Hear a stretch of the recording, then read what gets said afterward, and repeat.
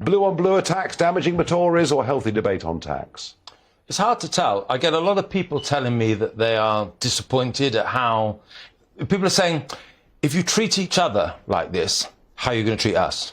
If you really care as less about people you're in, Parliament with or in the party with, and you're willing to backbite and criticise, what happens when I'm in trouble? Will you look after me? So I think there is a general problem. If the Conservative Party doesn't look like a party which cares about our own, do they care about us? Well, they have been self-obsessed for the last 8 or 9 months, haven't they? The most important thing that the next Prime Minister needs to do when they arrive on the steps of Downing Street for the first time, and it will be Liz Truss. I'll come and eat my hat on your programme, Nigel, if I'm wrong about this. But when Liz Truss appears on the steps of Downing Street, the first thing she must do is say, I'm sorry for how the Conservative Party has behaved over the last few weeks and months.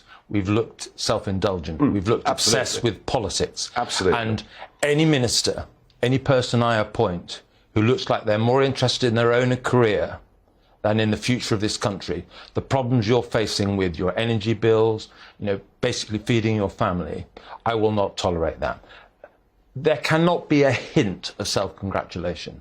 There cannot be a hint of the sense, I've suddenly become Prime Minister. And the rest of us aren't being asked. I mean, Andrew Bridgen was saying a moment ago that both candidates are looking for completely new policy platforms. This is not what they were elected, and given a massive majority on, which I find a little bit frustrating. My point, and I'm asking the viewers this, there is a 2019 manifesto.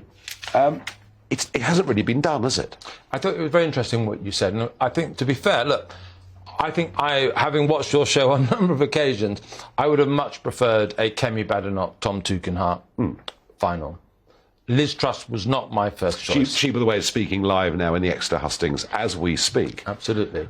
But she's going to win, She's going to win, and she's certainly the preferred candidate for me, and I think overwhelmingly, I think would be for the Tory members. Now, partly because, just back to the question you just asked me, she's going to reverse the national insurance hike. Which is one of the most important broken pledges. And that would be consistent with what was said in 2019. And you're right. Get back to basics, if that's not a term that I perhaps shouldn't use. But I mean, Australian-style points immigration system, the implication was we're going to reduce the numbers coming into Britain. That was what Boris was saying to people, and it hasn't happened. Yeah. In terms of the Truss campaign, we've just seen Penny Mordaunt tonight come out for her. Yeah. I understand your suspicion is that more people will come out for Truss. Not just more people who haven't identified for Truss, but people who previously identified for Sunak. Sunak campaign is in such freefall, Nigel, that I think over the next few days we will see people who have previously said that they're backing the former Chancellor coming out for the current Foreign Secretary. It's a basic thing. I close my eyes at the horror of the Sunak campaign, just from a basic organisational point of view. We defend taxes where they are, now with the biggest tax cutter since Nigel Lawson. It's not credible. Yeah, you cannot say to people, these tax cuts that Liz Truss are proposing are scary. They're going to cause problems. And then on the front of the Daily Telegraph... I know. People, sometimes politicians treat the public as absolute idiots. The public aren't idiots. They can see the basic things.